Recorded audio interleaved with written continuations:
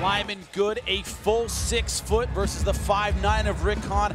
Lyman Good is a gigantic 170-pounder. And Jimmy, your inner circle. Well, pressure Hawn on the feet. Hawn's boxing looks solid against Jim Wallhead, but Wallhead seemed reluctant to move in. Good needs to push the pace and put Hawn on his heels early. Will judo be the key? Ben Askren showed that Good is vulnerable to the takedown. How much has Good improved that weakness, and will Hawn's judo prove as effective as Askren's wrestling? A different class. Good is gigantic for 170 pounds. Can Hawn withstand the physical pressure of a guy with good strength? Tonight from Mohegan Sun Arena, Bellator Fighting Championships on MTV2 now moves to the welterweight tournament and presents the first semifinal round contest. 3 5-minute rounds brought to you by Everlast. Greatness is within. And now introducing first, fighting out of the red corner at 5'9", weighing in at 170.5 pounds. The undefeated professional enters the cage at 10-0 from Dracut, Massachusetts. Introducing the U.S. Olympian, Rick Hawn. And across the cage, his adversary fighting out of the blue corner at 6 foot even, weighing in at 169.5 pounds. A near perfect professional with 11 victories and 1 defeat from Manhattan, New York, the former Bellator welterweight world champion, Lyman Cyborg Good. And when the bell rings, the referee in charge, Keith Peterson.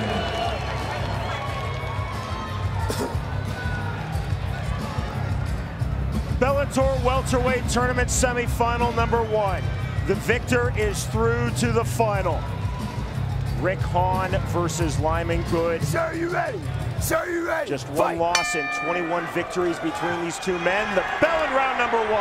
Our Bellator clock is presented by the new action thriller Hannah, in theaters everywhere Friday. Who will move in? I think range and aggression are the keys to this fight. Rick Hawn is in the white trunks. Lyman Good is in the black trunks. Two very, very studious fighters. They want to know everything about their opponent, constantly searching online, looking for video. Good said he even wants to see photos. He then enlarges them on his computer screen. He wants to stare into the eye of his opponent virtually. That is a focused dude. Hawn said to us, Jimmy, that one thing he noticed from Lyman Good is in the clinch, Good crosses his feet. Now Hawn, of course, playing judo for the United States in the 2004 Olympics. He feels he can take full advantage of those feet being crossed. Hawn in aggressively. You know, am I the only one that hates that expression, playing judo? I mean, you play chess. You play golf, you play tennis. Yeah, you play golf, you play tennis. You don't play throwing a guy 10 feet into the air. Just throw that out there. Anytime someone says, let's play judo, you're probably going to get thrown on your head. Yeah, let's play judo. Rick Hawn using that judo pressure. Here's where he's going to be more successful. And here's where that height disadvantage is an advantage. He's shorter, he can get lower, really use those muscles. Hawn felt that Good would be stronger physically. When Lyman Good weighed in, I was standing right next to Rick Hawn, and Rick Hawn joking, like put his hand on his abs, like, oh, I have abs too. Lyman Good looks like it's a physical beast. Hawn, in his study of Lyman Good, noticed the feet being crossed in the clinch. Good, in his study of Hawn, noticed a lack of really hard punching.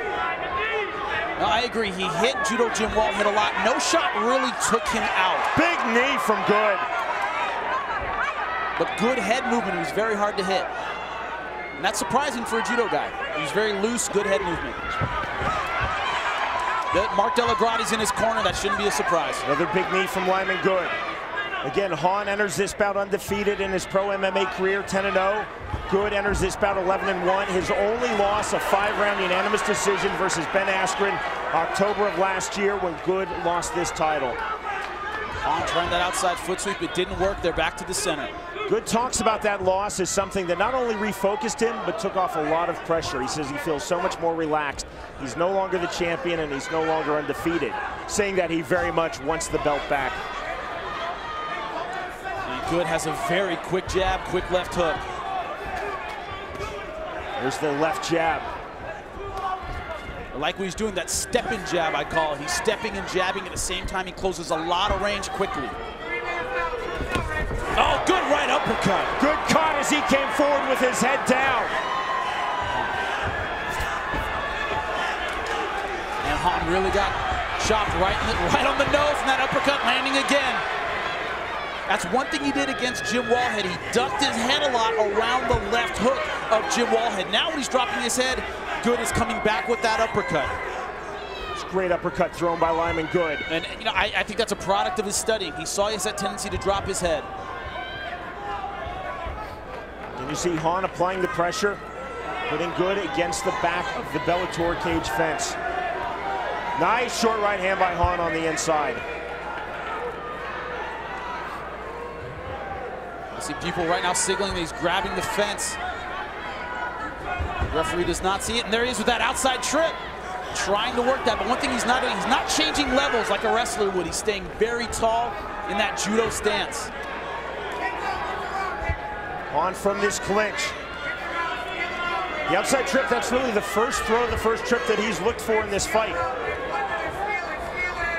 Final minute now of round number 1.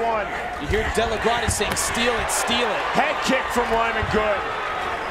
Telling him to put the pressure on and maybe steal this round, but now they're back to the center. That's where Good's been successful.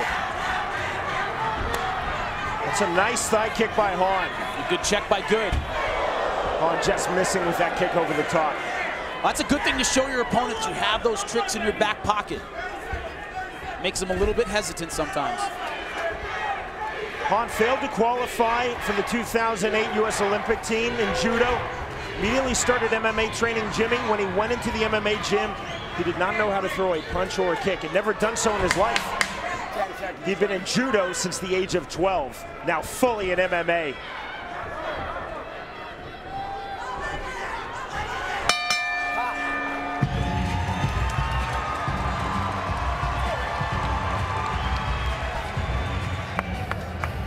There you see Lyman Good's mom, Soraya, sitting cage side, watching her son try to go through to the final of this welterweight tournament. Here's the uppercut that got landed in the first round, right on the button.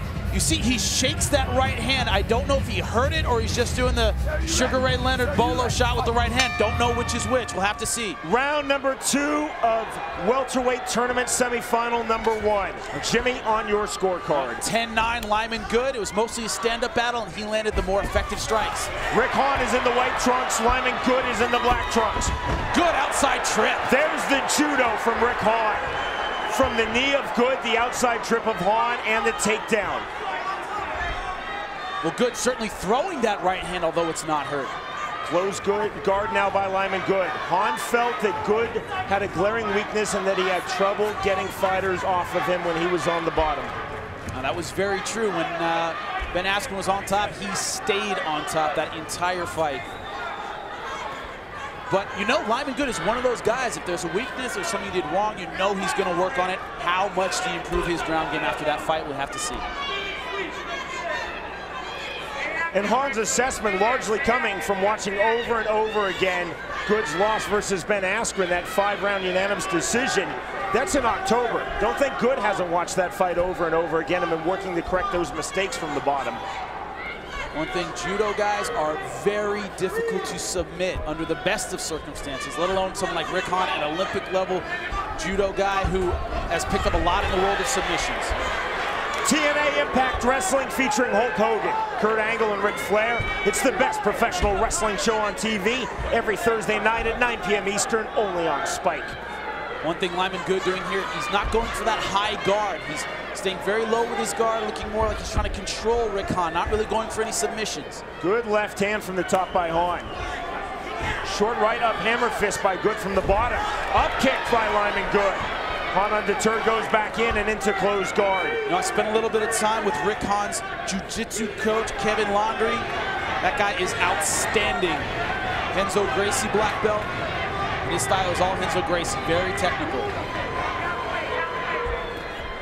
Body head there with the right hand, again to the body with the right hand by Rick Hawn. Rick Hawn not doing a ton of damage here, but so far his assessment is correct. Lyman Good not doing a lot to get Hawn off of him. Hawn almost in a can opener position, then the short hammer fist. Those are almost irritating shots to get your opponent to move. Yeah, but can opener means armbar immediately. You got to trap that elbow, in my opinion, and go for the armbar. Right now, Lyman Good just seems content to kind of hold on. Good, still punching from the bottom. Closes guard, opens, trying to walk his guard up. And his guard's just not high enough to go for any effective submissions right now. Few boos circling around Mohegan Sun. I think those are Lyman Good supporters who have come up from New York. But I think they're frustrated that Hawn's in this position but not going for a lot. Hawn is staying busy. The problem is that once the crowd starts reacting like that, referees are much more likely to stand the fight up. Hawn not going for submissions, but he is throwing punches, especially with the right hand. You can see the game plan here. Don't go for too much. Stay on top of Lyman Good and win rounds. He's kept him on his back for virtually the entire second round. Good trying to walk up his closed guard as Hawn raises up. You see no real commitment, not angling himself, not putting his feet on the hips of Rick Hawn and trying to angle and really go for the armbar. He's very square, he's trying to protect. A look away right hand a moment ago from Rick Hawn. Didn't quite find the mark. Bit of style over substance there. A little bit, but he's showing he's active, he's busy. All substance there. That was a big right hand to the body by Hawn. That one to the chin, glancing shot. To the final minute now of round number 2. Also, this is where Hawn is used to being. As a judo guy, is used to being on top. He can stay in this position for a long time without getting tired. Good trying to hold his man close, chest to chest. Good trying to keep Hawn from raising up and letting go with that right hand. Looks like he's just following the Askren playbook, staying on top. Remember, Askren wasn't super busy with his ground and pound either. He was just great at holding position. Rick Hawn said in judo he was huge on creating game plans. He said he has carried that into MMA. Clearly, this is the game plan. Well, here's the difference. When you're locking up close guard like this, you have two options. Lock it up high underneath the armpits and go for a submission, or keep the guy close and get it stood up. Other than that, you got to go close guard and push him off. Four to the body, then one to the head. In the middle. Hawn continuing the throw now with the left hand. Lyman Good continuing to work from close guard.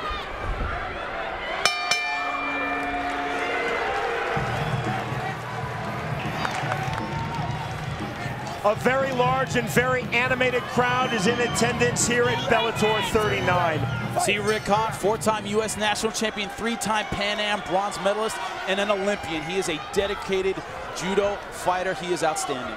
Into our third and final round of this first welterweight tournament semifinal. The winner punches his ticket through to the final, gets one big step closer towards a title shot versus the 170-pound champion of the world for Bellator, Ben Askren. Rick Hawn is in the white trunks, Lyman Good is in the black trunks. Jimmy, as always, you have the unofficial scorecard. I'm going 19-19. I think this is all tied up. The winner of this round wins this fight. You see Lyman Good trying to set up that right uppercut. The problem is he's moving backwards doing it. And a lot of the judges, you score aggression, you score ring control. Small mouse forming under the right eye of Rick Hawn. Good sticking out the jab. Kick by Hawn. A lot of feinting there by Hawn. He's trying to fake, he's trying to get in past that jab. Lead left hook there by the former judo Olympian. Nice right hand on the inside by Hawn. It's almost as though Jimmy Good is loading up the kick but not throwing. Well, he has a lot of respect for the takedown of Hawn, especially that last round. He showed he can stay on top of me for an entire round. That makes you very hesitant to move in. Good looking to throw the straight left jab. He throws it hard. Jump in right hand by Hawn. Not a Superman punch. He didn't feint the knee, just sort of a leaping right uppercut or hook. Now see, this is a very tough fight to score because Hawn is being more aggressive, but Good is being a little more accurate, but not landing any huge, round-taking strikes. Hard fight to judge. It's a bit of swelling over the left eye of Lyman Good. Not much to cause concern, especially in a 3-round fight when we're in round 3. It's just disheartening for Lyman Good. He spent literally the entire second round on the bottom. It's making him very gun-shy in this round. He's doing well with the jab, but can he take this round with just the jab with Rick Hawn moving in? The clinch from Rick Hawn. Good holding the overhook with the right arm. Hawn trying to punch with the right. Trying to kick the leg out. Need a counter by Good. Here Mark Delagrati saying halfway, halfway. They know a takedown can ice this round. Leg kick caught by Good. That's a powerful kick by Lyman Good, flush on the thigh. Lyman Good opening up just a little bit more now. Body kicked in the back fist there by Hawn. Good, another good right hand, finding a home for that right hand. I think this 2 minutes might determine the outcome of this round, but it's Lyman Good right now turning it up a little bit. Head kick by Good, good idea, but blocked by Hawn. Then Hawn in aggressively again. Now taking some risks through that high kick. Hawn again conceding that Lyman Good is the stronger man physically, but he is absolutely tenacious in the clinch. Well, like he told me, he said, bigger they are, the easier they are to throw, bigger noise they make. But here's where Good has been more successful, just barely outside, throwing that jab, keeping Hawn at the end of his punches. Minute 28 left. Hawn tried to check that kick, couldn't do so. Hawn missing with that lead left hook. Still, it's Hawn coming forward. Nice snapping jab by Lyman Good. That has been the story of this last round. Hawn moving forward, Hawn being the aggressor, but Lyman Good counter-punching more effectively. And according to the judging criteria, the #1 criteria is effective striking. Lyman Good being a little more effective. Into minute 15, the final minute of the final round of this bout. Again, the winner through to Bellator season #4 welterweight tournament final. Now we're at the point, 40 seconds left. Even if Hawn gets the takedown, unless he does serious damage, it's going to be hard for him to win this round, in my opinion. I think Lyman Good's just been a little more accurate. Hawn continues to come forward, tries to catch that kick.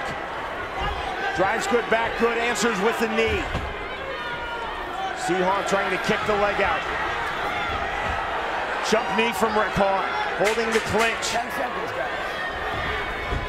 Going for the single leg, and he gets the takedown. But only 10, good up kick by Lyman Good. Huge up kick by Good, the bell, the end of the fight. That is a spectacular finish. We'll have to see how the judges saw that last round. Both fighters raise their arms. Welterweight tournament semifinal #1 has gone the distance. Rick Hawn versus Lyman Good. Jimmy, on your scorecard. Oh, I have it 29-28 Lyman Good. I gave him that last round based on effective counter striking. To end all suspense, here is Michael Williams. Ladies and gentlemen, for the decision, we'll go to your judges' scorecards. Judge Cardo Urso scores the fight 29-28, seeing it for Rick Hawn. Your second judge, Jeff Blantnick, scores the fight 29-28, seeing it for Lyman Good. Your third and final judge, Brian Miner, scores the fight 30-27 for the winner by split decision. Now the first fighter advancing to the final round of the welterweight tournament, Rick Hawn. Rick Hawn, now a perfect 11-0 in his pro MMA career. And the 2004 U.S. Judo Olympian is in the cage, ready to speak to Jimmy Smith. I am here with your winner, Rick Hawn. Man, what were you thinking going into that third round? A very, very tough fight. Yeah, man, he hits hard. You know, I started off a little slow at the end. I should have pushed a little harder. Come on, guys, it was a great fight. What's up, Connecticut? Come on! Now, having beaten the former champion, how much confidence does that give you moving on in this tournament to the finals? Oh, a lot of confidence. You know, he's won the tournament before, so he's been in my or where I want to go. So, you know, now it's just wait for the next fight and keep training. Now, the next fight, of course, Jay Hawn versus Brent Weidman. How interested are you in that fight? What are your thoughts on that matchup? You know, I honestly don't know who's going to take that, go either way. But whoever it is, I'm ready for him. All right, congratulations, Rick Hawn, ladies and gentlemen. Rick Hawn, nervous, waiting to hear the name, and it is his name that is called. From nervousness to elation.